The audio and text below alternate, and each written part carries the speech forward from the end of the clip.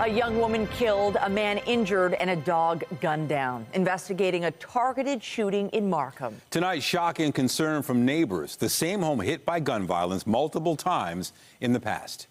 Good evening. York Regional Police are searching for two suspects seen fleeing from the home. Tonight, concerns from the community the deadly shooting could be connected to violence in the tow truck industry. CTV's Janice Golding joins us live from the home with the latest. Janice. Hi, Michelle. Yes, a young woman is dead and a family pet is killed as well after what York Regional Police are calling an atrocious and targeted shooting in a home near 9th Line and Major Mackenzie here in Markham. As these videos show, this home has been the target of gunfire in the past. 5 times, in fact, since 2018, 3 times last year alone.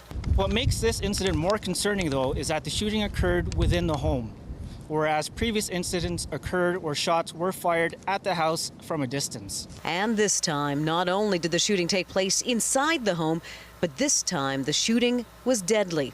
20-year-old Nilakshi Raguthis shot to death, a 26-year-old man also shot, and a German Shepherd dog killed. That's my daughter's best friend, and they've been there so many years, and it's going to tear us apart. Police say the shooting took place at 6:30 a.m. The security video obtained by CTV News shows a dark car pulling up and waiting a few doors away from the home on Solace Road near Castlemore just after 6 a.m.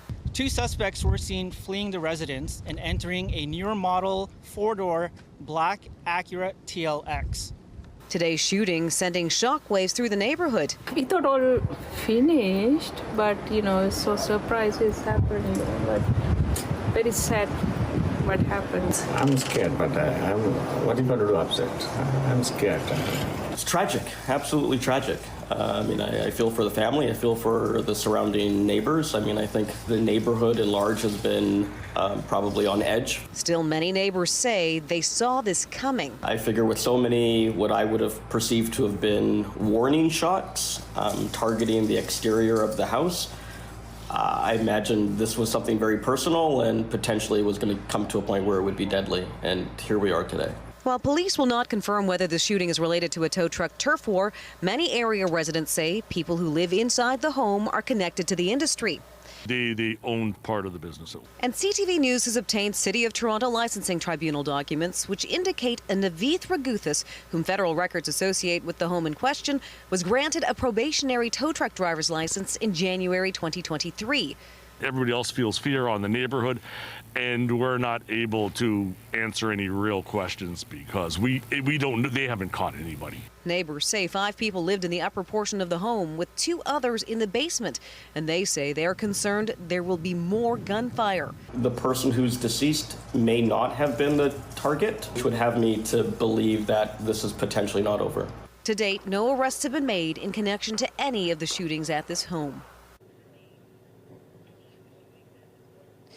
Raguthis' application for a tow truck license was granted on a 3-year probationary period subject to periodic checks for criminal, driving, or bylaw convictions or charges.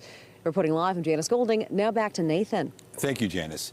Meantime, in Toronto, police were investigating the 4th shooting involving the tow truck industry in a matter of days. Shots were fired near Sherway Gardens. Nobody was hurt, but the ongoing violence is striking fear among drivers and customers alike. CTV's Allison Hurst continues our coverage of this story and joins us live with the latest. Allison. The tow truck drivers that I have been speaking with today are fearful. They would not speak to us on camera. One of them just telling us he just wants to get home to his family and kids. Police scour the rig of a tow truck at this yard for a second shooting in as many nights. Any shooting shocking. It's a problem for members of the community when any kind of shooting happens. It happened at about 10 p.m. at this yard, not far from Sherway Gardens in Etobicoke. Evidence markers are at the entry fence. No injuries reported by police, though they say the suspect, a man in his 20s, fled in a vehicle. Part of the struggle is we are working within the new act. I think this the TESA, it's called TSSEA. And there are some changes in the regulations that have allowed bad actors to take advantage of, a portion of this industry. This is the fourth incident of gun violence involving the towing industry within 48 hours. Tuesday night at 10:20, gunfire erupted outside this yard near Weston Road and St. Clair. A man in his 50s was taken to hospital in life-threatening condition, and one in his 20s is expected to survive. An hour later that same night, shots were fired at this gas station in Scarborough. A tow truck driver in his 20s was taken to hospital in non-life-threatening condition. Then Wednesday night, more gunfire at this yard in Etobicoke, the same one hit last night. Police say no injuries and the suspects fled in a vehicle. It's organized crime. Quite frankly, there's a lot of money to be made in towing these vehicles. Former Toronto Police Homicide Detective Mark Mendelson says some drivers get a commission based on the damage to a car and how much it costs at the end of the day. It has morphed into further frauds in terms of the insurance companies, so they're paying a lot of money for all of this. So it is a lucrative business, and it extends even beyond that. There's been allegations of these people hooking up with other people who do physiotherapy and acupuncture based on injuries that incurred. Toronto police have investigated 15 tow truck-related shootings or firearm discharges so far this year. Toronto police have not confirmed whether any of these instances in the last week are connected, only that investigations are ongoing. Reporting live, I'm Allison Hurst. Michelle, back to you.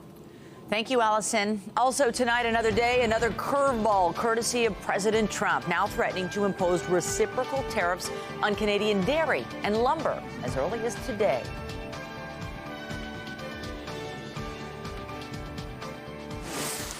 We have breaking news tonight. Emergency crews are responding to a house fire in Scarborough. The CTV News choppers over the scene on Gondola Crescent near Lawrence and Orton Park. We're told firefighters were initially met with heavy smoke, but they appear to have brought the blaze under control. From that live shot, that seems to be the case. 2 dogs could be seen being rescued from the home. No one else was inside at the time. Well, the clock is ticking in a labor dispute that could shut down city-run March break camps and daycares. The union representing thousands of city workers has until midnight to reach a deal with the city. CTV's John Musselman is monitoring these negotiations, and he joins us live with the latest. John. Well, Michelle, one of those daycares is right behind me here in Rexdale. We did talk to the union today. They say there's no comment. Negotiations are continuing. But what we're talking about here is the potential closure of 39 child-run daycares as early as Monday. Break camps. That could have a real headache for parents here who would have to find alternatives. Now, the union is saying it wants a better deal than what the city is offering, so that's why we're at this position right now. They say they're undervalued, and many of their workers can't even afford to live in the city they're in. The city is responding, saying, look, they're offering a fair deal. Almost 15% over 4 years. They're hoping to negotiate to get this done. In the meantime, for parents on Monday, the city is advising people just to pay attention to the local news media as well as the City of Toronto website for any updates to find out whether they reach a deal or if there is a lockout or strike. Reporting live, I'm John Musselman. I'll send it back to you. We'll be following it closely. Thank you, John. Meanwhile, there's growing talk of a potential strike at the Toronto Public Library. CUPE 4948 represents 2,300 workers at the library. The union says more than 96% of members voted in support of job action if necessary as they push for a new contract. The previous one expired at the end of 2024. The union is calling for improved wages, benefits, and working conditions. The Toronto Public Library says negotiations are ongoing. Still ahead, offering cold, hard cash in exchange for hot tips. Toronto Police Crime Stoppers launch a new campaign to combat smash and grab robberies. But first, we take a peek outside on this Friday evening. We had blue sky today and plenty of sunshine, and look at this glowing sunset. And guess what? There's more of this to come, which seems quite fitting as we arrive at that weekend in the winter where we spring the clocks forward. Jessica Smith, we can see the light at the end of the tunnel, but I guess we should note there is a blast of flurries on tap for tonight. There is. We're still looking at really windy conditions, Michelle, which is the driving factor behind lake effect snow. We're not done with that just yet, but the bulk of the really heavy stuff, the gloomy stuff, is done for now as we head in towards what is going to be a busy and really sunny weekend. We still have some winter weather travel advisories in place for Goderich, Owen Sound, Barrie, Perry Sound, Peterborough because of that wind. So if you live in those areas, maybe you're traveling there as we head over the weekend because it's a busy travel weekend. Keep that in mind. The winds remain really gusty. Right now, sitting at the freezing mark, it feels like -6. And as we step into the weekend, it's that slow but steady climb back towards seasonal and above. Your full forecast coming up right now. Back over to Michelle and Nathan. Thanks, Jess. Thanks. Another day, another tariff threat from U.S. President. Donald Trump now taking aim at Canadian dairy and lumber. It's the latest development in a trade war causing chaos and concern. Today, the Canadian government hoping to offer some support for local business. CTV's Mike Walker joins us live with the latest. Mike. Well, Nathan, Michelle, the measures announced by the Canadian government today are meant to help businesses cope with the tariffs from the Trump administration. That also includes new loans for businesses and the agriculture sector. It's a multi-billion-dollar aid package. At the same time today, Premier Ford reiterated that Ontario will not back down from its retaliatory measures. Canada's dairy and lumber industries are the U.S. president's latest targets. Canada has been ripping us off for years on tariffs for lumber and for dairy products. With the Trump administration now planning reciprocal tariffs as early as today. Matching 250% tariffs Trump claims are being imposed by Canada. They met with the exact same tariff unless they drop it. The latest move from the Oval Office comes a day after Trump offered a temporary reprieve on some Canadian and Mexican goods under the current trade agreement. As the trade war continues to evolve, the Canadian government pledging a $6 billion aid package for Canadian businesses and temporary changes to the employment insurance program to soften the impact of Trump's tariffs. The program allows employers to keep workers on their payroll in their jobs without resorting to layoffs. It does this by temporarily reducing employee working hours during slower periods so that workers can stay on the books until normalcy returns. The federal government has paused its second round of retaliatory tariffs against the U.S., but the Ontario government isn't backing down. President Trump's tariffs are creating absolute chaos. Premier Doug Ford telling a business community in Mississauga that until the tariffs are dropped, American booze will not return to LCBO shelves. U.S. companies are prohibited from government contracts, and a 25% surcharge on electricity shipped to Minnesota, Michigan, and New York will go ahead on Monday. We power 1.5 million homes and businesses south of the border, and we won't hesitate to go further, including shutting off their power completely if President Trump continues down this path. Minnesota's Governor Tim Walz has said the surcharge will have an acute impact on industrial customers in the northeast part of the state. In the meantime, Doug Ford insisting trade barriers between provinces must be removed. Really, they cost our economy $200 billion every single year. A measure business leaders say is critical. We need to focus further because as this unrolls and we get more tariffs and President Trump unleashes this, we need to focus internally and become less dependent on the U.S. right now. Amid the chaos and uncertainty of the trade war. Now, on that surcharge on electricity shipped to the 3 U.S. states, both the Premier and Energy Minister are expected to provide more details on Monday. Reporting live at Queen's Park, I'm Mike Walker. Michelle, back to you. Thank you, Mike. It's been just over a week since the Progressive Conservatives secured another majority government at Queen's Park, and we now know when Doug Ford will start his third term as Premier of Ontario. Premier Ford and his cabinet will be sworn in Wednesday, March 19th. The legislature will then be called back on Monday, April 14th, with a speech from the throne scheduled for the following day. Meanwhile, the Supreme Court of Canada handed the Ford government a defeat in a years-long legal battle over election advertising rules. Before 2021, third parties could spend no more than $600,000 on election ads, as of 6 months before a provincial vote.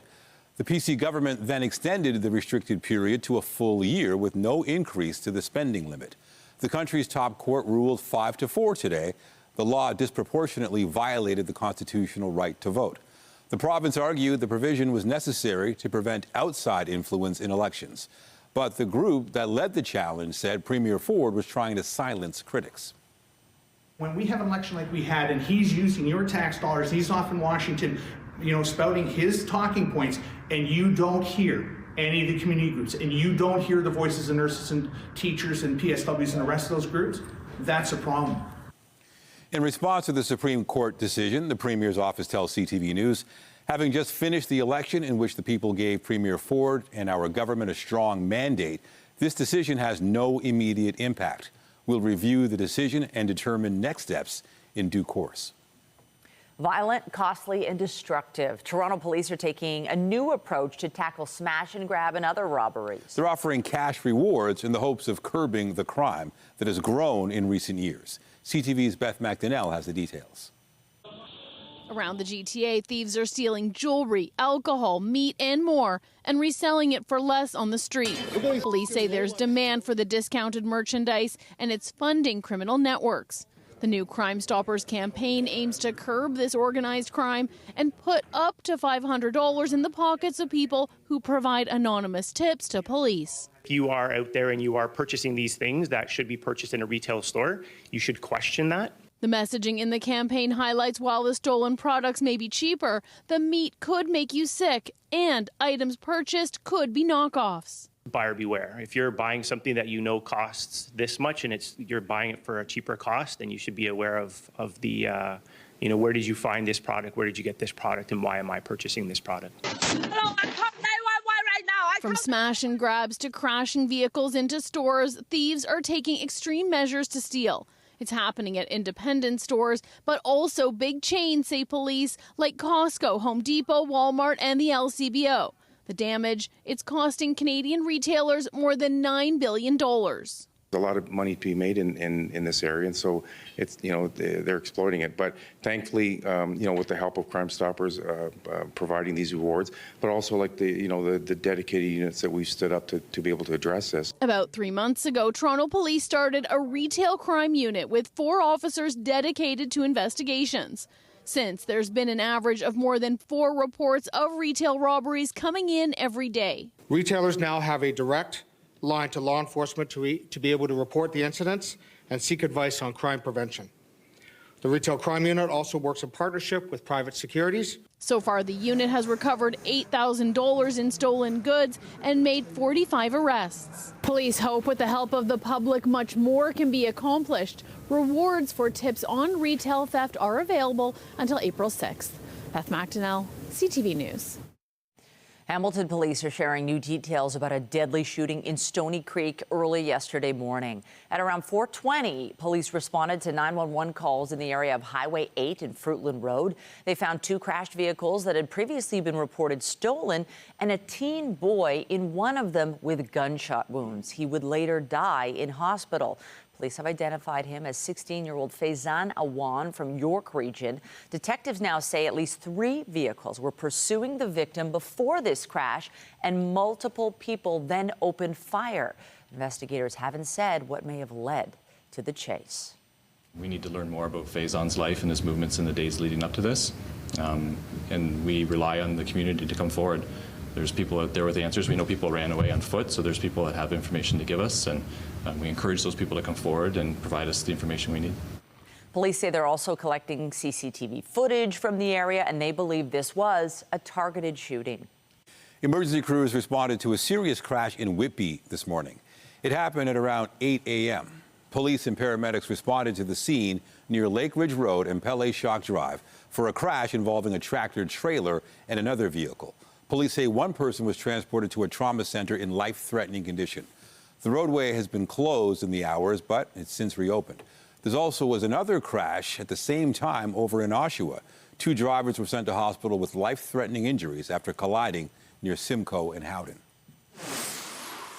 We have more breaking news this evening. This just in, 4 people have been taken to hospital following a crash in Scarborough. This is at the intersection of McCowan and McNichol. You're looking at a live shot from our CTV News chopper, and you can see a vehicle there lying on its side. We're told none of the injuries are considered life-threatening, but roads in this area are closed and drivers are advised to avoid this area. An additional 179 varieties of firearms are being outlawed in Canada. They're being added to a list of prohibited guns Ottawa considers too dangerous for use by hunters or sport shooters. Officials say the federal buyback program will provide fair compensation to owners of the newly listed guns. There will also be a review of firearms classification. It will look at modernizing the legal framework for prohibited guns to close gaps in the law. About 2,500 types of guns the government calls assault-style firearms have been banned since 2020. The federal conservative leader was in Toronto delivering a direct message to Donald Trump about the confusion and chaos caused by the ever-changing tariff situation. Knock it off. Stop the chaos. You are hurting your workers, your consumers, and most immediately, destroying trillions of dollars of wealth on your own stock market. You're attacking a cherished friend of the United States, and you are strengthening America's enemies by going after America's friends. Stop tariffing our country and stop the monthly melodrama that is hurting our economies on both sides of the border. Pierre Poilievre says we need to keep all the counter tariffs in place until the U.S. removes its tariffs on Canadians.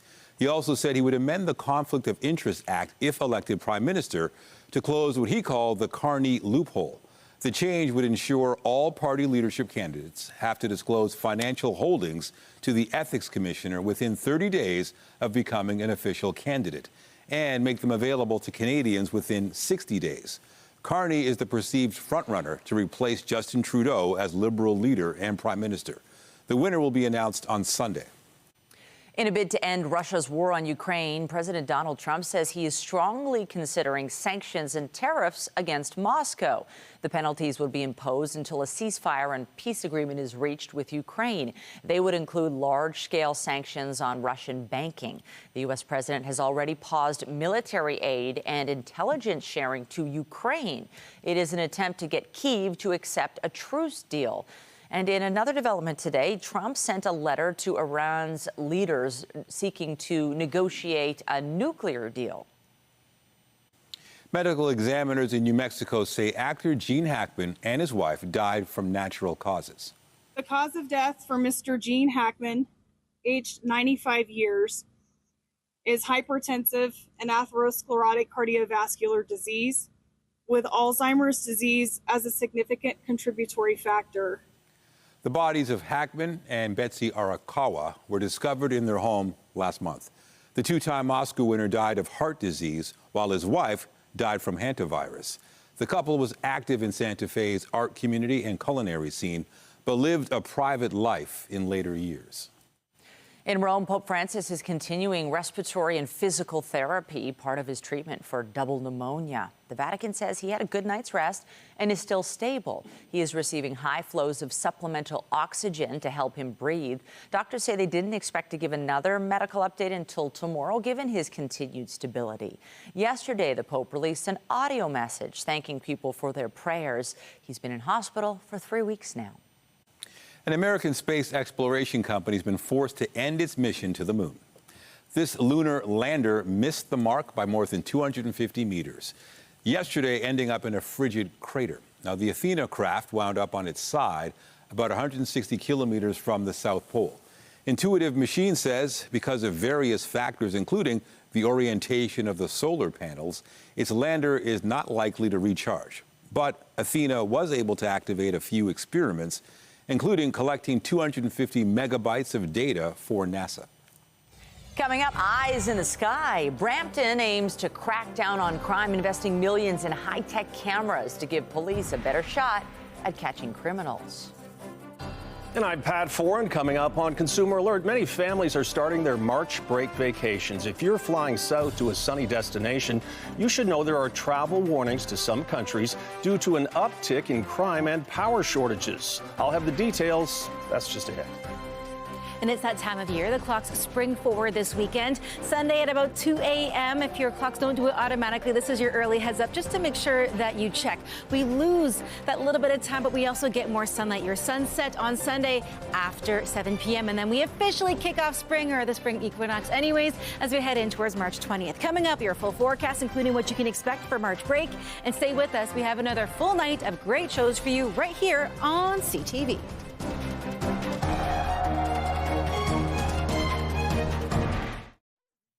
The March break is now officially underway, and it's expected close to 1.3 million people will pass through Pearson Airport over the next 10 days. Due to the ongoing tariff issues with the U.S., many Canadians have adjusted their travel plans. And if you're heading south, there are some warnings you should know about. Here's Pat Thorin in Consumer Alert. Pat. Thanks, Michelle and Nathan. Mexico, Cuba, and the Dominican Republic are all popular destinations for Canadians, and they currently all have travel advisories. It doesn't mean they're not a safe place to go, but tourists are advised to exercise caution due to rising crime. The rush is on to get to warmer destinations for many families over the March break. According to the Flight Center, there has been a 40% decrease in travel bookings to the U.S. due to the tariff dispute, as well as our low Canadian dollar. The sticker shock of when you exchange your Canadian currency into US dollar, it can really sort of be really shocking. Instead, many will be traveling to the Caribbean and Mexico. Currently, the government of Canada has travel advisories in place for Mexico, the Dominican Republic, Cuba, the Bahamas, Jamaica, and Trinidad and Tobago. There are different reasons for the warnings, and they may only be for certain regions. Mexico gets this level, I would say, often. It goes up and down depending on what's going on there in terms of drug and gang-related violence, but it's often contained around certain areas. Cuba continues to have power outages and food shortages due to hurricanes last fall. Petty crimes such as pickpocketing is also common there, as well as other countries on the list. For example, petty theft is up in Dominican Republic. So make sure perhaps you leave your expensive jewelry home. Don't walk around with a lot of cash. It's just things to be aware of as you're traveling. While resorts are generally considered safe, travelers are advised to avoid certain areas of Jamaica, Trinidad and Tobago, and the Bahamas due to rising crime, such as carjackings, armed robberies, and assaults. Before you go to any country, you should always check the federal government travel advisory list and use common sense. Just make sure you're not going to isolated areas. If it is after dark, don't walk alone. Make sure you're locking your doors. Don't walk around with a lot of valuables on you. For anyone who has concerns about safety issues when booking a trip, it can help to use the services of a travel agent. Of course, you can book on your own online, but the best tip for Canadians, if you are concerned about safety, is to always speak with a travel expert who can help you and advise you. While Canadians enjoy the sunny south during winter months, this summer many will be flying in a different direction. Travel to Europe is the hot trend, with many airlines adding extra flights from Canada. On your side, I'm Pat Thorin. If you have a consumer story idea, email us at alert@ctv.ca. Well, the kids are out of school, March break has begun, and we also will be getting more sunlight. Isn't that so nice? Because not everybody's heading somewhere nice and hot and sunny, and to get double-digit temperatures on the positive side next week, and then there's a straight shot of sunshine. Listen, you're welcome. I can't take advantage of it, I can't take credit, but it is going to be beautiful over the next couple of days. Take advantage if you can. Whether you're off for March break or not, it is going to be absolutely stunning. Still windy as we get through the day today and to kick off our weekend, but it stays nice and sunny thanks to a stretch of high pressure, keeping us clear of any extreme active weather. So finally, a little bit of a break. But if you're outside earlier today, you saw all that sunshine, but you also felt that wind. It was a little breezy, but you know what? A sunny day does wonders. And as we head in towards daylight saving on Sunday, we start to see a bit of a change. We lose that hour, we get more sunshine. It does a lot, right? It's a bit of a change for a lot of people, especially if you have little ones that are affected by the time change. But the good news is, at least we have sunshine as we step into the next couple of days. Now, temperature-wise, we're holding on at the freezing mark. Feels like -6, a little cooler the further north and east you go, but overall, we're really settling into quite a seasonal stretch and even above as we head in towards next week. Tonight dropping down to -6, feeling like -14. Still the chance it may be a bit of a burst overnight of some lake effect flurries thanks to that really gusty westerly or northwesterly wind still continuing overnight and into the day tomorrow. But lots of sunshine. We'll sit at +1. We should be at 3, but we're tiptoeing towards where we should be for this time of year. As we head in towards the next couple of days, we're getting rid of some of this messy weather, but we're still looking at some winter weather travel advisories along the eastern shorelines of Lake Huron and Georgian Bay. So take care if you're traveling this weekend, and I know a lot of folks probably are. As we head in towards your weekend, I know a busy one for a lot of people taking advantage of all the early March break activities. The forecast pretty agreeable. There's that blast of wintry weather tonight. Brief in nature, not really accumulating at all. Your Saturday, lots of sunshine start to finish. We do see the chance of a little cloud cover rolling in on our Sunday and the potential of some wet snow as we head in towards Sunday evening. Very brief in nature, not likely to accumulate at all. As we head in towards the next few days, we spring forward into our Sunday with lots of sunshine and a daytime high pretty close to that seasonal mark and above for the evening. As we step in towards next week, March break, it's busy regardless of whether you have kiddos or not. The sunshine really agreeable, the temperatures as well. So if you want to spend some time outdoors, touch grass, turn off the phone, or take the phone outside and take a picture of the grass, either way, a really nice forecast to do so. As we head in towards the middle and kind of end of next week, we kind of tiptoe towards seasonal and just above, but overall, it's really not that bad. So a March break that's going to be quite enjoyable. We're going to switch gears. Dream of a brighter tomorrow with the Princess Margaret Home Lottery. The $1.6 million bonus prize deadline is midnight tonight. The bonus prize includes a breathtaking downtown Toronto condo with views of the harbourfront plus $50,000 cash, featuring over 17,000 aspirational prizes valued at more than $17 million. Imagine winning a stunning $9 million grand prize that includes an Oakville show home, the biggest grand prize ever designed by Brian Gluckstein. Plus, you get $500,000 cash, plus a gorgeous $2.6 million grand prize with a show home in Georgian Bay and $50,000 cash. Plus, you can win big cash prizes with the 50/50 cash calendar and the Wanderlist add-ons. Visit places you've always dreamed of. All add-ons are only $25 each. Every ticket gives you the chance to win life-changing prizes and helps fund life-saving cancer research at the Princess Margaret. Get your tickets at princessmargaretlotto.com or by calling 1-866-631-1234. Michelle. Thank you, Jess. Also tonight, Toronto Public Health warns more than 2,000 patients at a gynecology clinic may have been exposed to blood-borne infections. We'll have the latest details and reaction.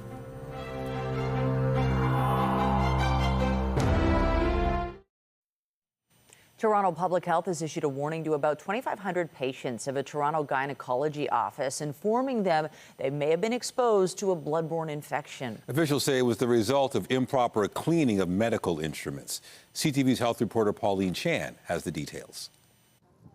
Sandra Cole spent several hours holding up a placard today outside the Edna Avenue office of Dr. Esther Mi-jung Park. So basically my sign states, Dr. Esther Park, you place the lives of innocent women in danger. Why? And shame. Cole, who was a patient of Dr. Park for more than a decade, last saw Park in 2021. Cole was not one of the almost 2,500 women who received a letter from Toronto Public Health. The letter warns that they may have been exposed to a blood-borne infection such as hepatitis as a result of improper cleaning of medical instruments. The letter was sent on February 12th to patients who received specific procedures between October 10th, 2020 and October 10th, 2024. Toronto Public Health says the chances of infection are small, but the information was being shared as a precaution. A sign on the office door indicated it was closed today, and the outgoing message on the phone line says Dr. Park is retiring as of April 2025. When I saw the headline last night on social media, gynecologists under investigation, etc., placing lives of women at risk, I knew right away. The letter advises women to check with their health care provider for appropriate testing, but Sandra Cole believes all patients of Dr. Park should be tested. I would say every single woman who's ever been treated by Dr. Esther Park, any woman who's walked through these doors ought to go see their family doctor and get the required blood tests done to make sure that they're okay. CTV called the doctor's office this afternoon but received no response. Pauline Chan, CTV News. Days after returning her Order of Canada, singer Buffy Sainte-Marie is losing several other prestigious honors. The songwriter has now been stripped of her Juno Awards, Polaris Music Prizes, and her Canadian Music Hall of Fame induction. The organizations say her albums are ineligible because she's not Canadian. Last year, media reports raised questions about her Indigenous identity. Sainte-Marie says she is American but was adopted by a Cree family in Saskatchewan. Lady Gaga is out with her first solo studio album in nearly 5 years.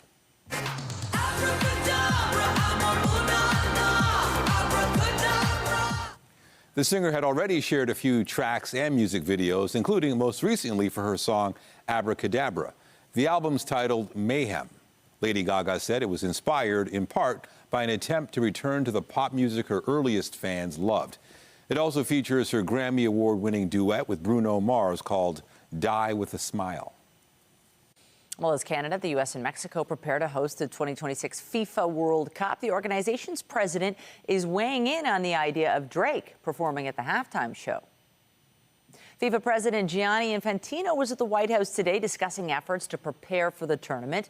The final match will be held at New York City's MetLife Stadium. And this week, Infantino was asked who he expects to perform at the halftime show. A TV host suggested inviting Drake to take the stage in the wake of his high-profile rap beef with Kendrick Lamar that was on full display at the Super Bowl halftime. Infantino didn't commit to the idea, but noted that he met Drake while promoting next year's World Cup, which will see 6 matches played right here in Toronto. After the break, the long wait is over. Your passport renewed in 30 days, or it's free. The service guarantee from Service Canada coming up.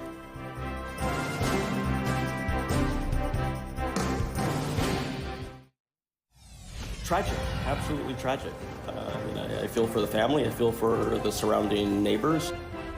Updating our top stories, a woman is dead and a man's in hospital with serious injuries after an early morning shooting in Markham.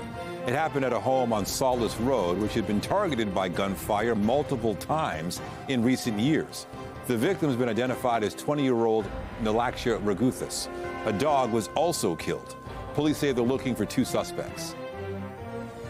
Well, the clock is ticking down to a potential strike by the city's 27,000 inside workers. Members of CUPE Local 79 say if a deal isn't reached, they could walk off the job as soon as Monday morning. And that would prompt the closure of 39 city-run daycares and scheduled March break camps. The city has offered a 14.65% wage increase over 4 years. Canada has been ripping us off for years on tariffs for lumber and for dairy products. And U.S. President Donald Trump has threatened to impose tariffs on dairy and lumber imports from Canada. It's the latest move in a trade war that has seen him go back and forth on tariff announcements. Governments here promise ongoing countermeasures and support for Canadian businesses. Remember to keep up to date day and night at ctvnewstoronto.ca and by downloading the CTV News app. Another tariff threat makes business headlines tonight. Here's Marella Fernandez from BNN Bloomberg. Not a day goes by without a threat of new tariffs. Today, the American president says Canadian lumber and dairy are on his target list.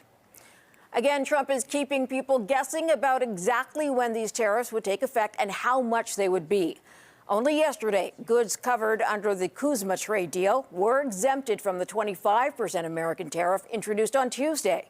But a 10% markup on Canadian energy imports is still being applied. And Canadian steel and aluminum face being hit next week. The Wall Street Journal is reporting that the Bay is getting ready to file for bankruptcy. There are more than 80 of the department stores across the country.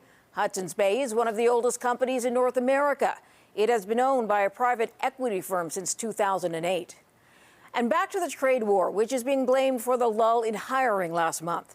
Economists had predicted 20,000 new jobs for February. Only 1,100 came through. Some are also blaming the paralyzing winter storms last month for the lackluster numbers. Let's take a look at some of the closing markets. The Canadian dollar ended the day down a fraction at 69.60 today. West Texas Intermediate up slightly, ending the day at 67.04. And Western Canadian Select is up, ending the day at 53.1. The TSX in Toronto closed up today as well, 174 points. Those are your business headlines. In the BNN Bloomberg newsroom, I'm Marella Fernandez. The Business Report is brought to you by Canadian Western Bank, the bank built for business. 30 days or it's free. The federal government is introducing a money-back guarantee to speed up the processing of passport applications. If you don't get it back in time, your fee will be refunded. The change will happen later this year. There will also be an online renewal option that will launch in the summer. Ottawa says 99% of people get the document these days within 10 business days. There's some extra eyes watching over the streets of Brampton. In an effort to curb crime, cameras are being installed at intersections throughout the city. CTV's Sean Leithong has more on how the technology will be used to improve public safety. The eye in the sky coming to 50 intersections in Brampton. Cameras intended to help Mayor Patrick Brown with one goal. We want to make Brampton the worst place in the country to commit a crime. We want it to be known that if you commit a crime in Brampton, you are going to be caught and prosecuted. Announced today the $11 million investment making Brampton the first city in the country to install 360-degree cameras and license plate recognition. The location of these cameras will remain confidential. Just know that if you are committing a crime in Brampton, that you're likely going to get caught. The technology already exists in U.S. cities like Detroit and New Orleans. Brampton already has speed enforcement cameras. The new cameras are not intended to give out tickets, but help police trace vehicles suspected in crimes. This is a game changer as it relates to crime in the public setting.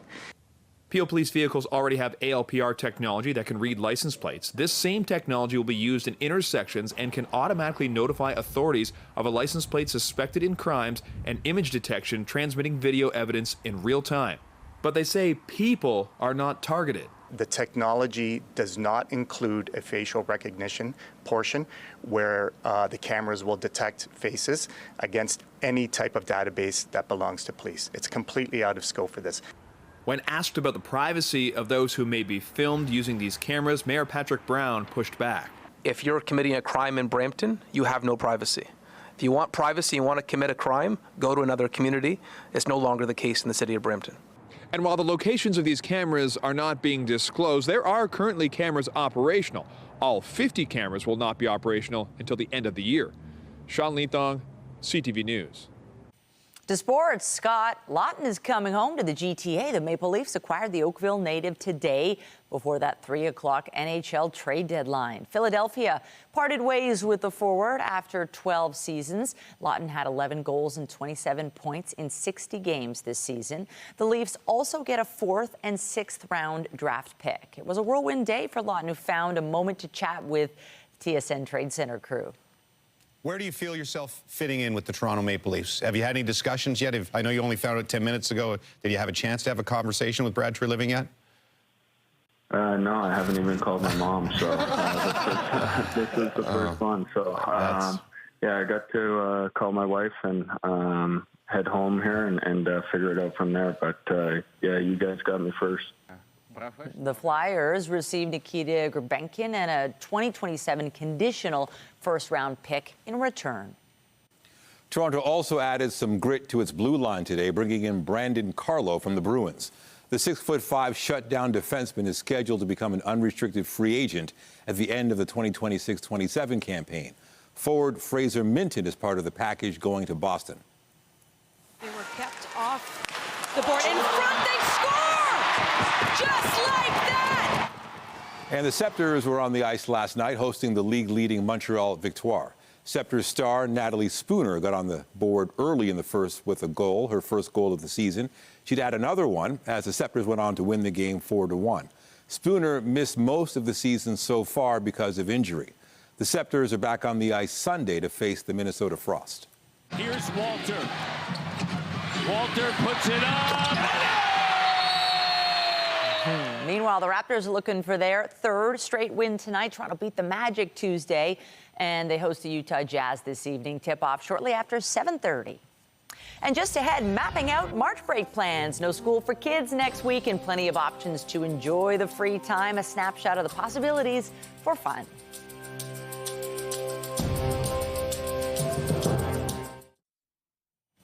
Families everywhere are gearing up for an entire week of fun. March break is officially upon us, and there's no shortage of things to do. CTV's Scott Lightfoot reports.